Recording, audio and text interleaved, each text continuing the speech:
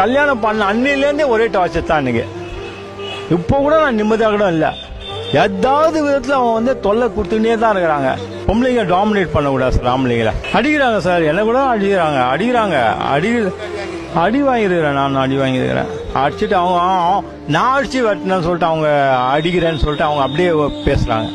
அப்படியே மாற்றி பேசிடுறாங்க. ஆண்களை மிக அவமரியாதை நடத்துகிறார்கள். மிகவும் அருவருக்கத்தக்க வார்த்தைகளை பயன்படுத்துகிறார்கள். பெரியார், பாரதிதாசன் போன்றவர் கூட இன்றைய தினம் இருந்திருந்தால் மிகவும் வருத்தப்பட்டிருப்பார்கள்.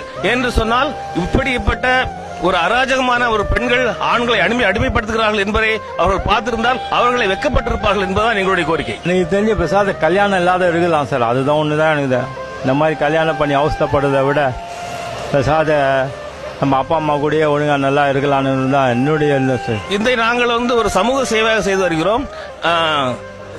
குறிப்பாக ஆண்கள் தங்களுக்கு ஏற்படும் பிரச்சனைகளை வெளியில் சொல்ல வெட்கப்படுகிறார்கள். அதை நீங்கள் மறந்து ஆண்கள் தைரியமாக வெளியே வாருங்கள், உங்களுக்கு ஏற்படுகின்ற பிரச்சனைகளை வெளியே சொல்லுங்கள் என்பதை எங்களுடைய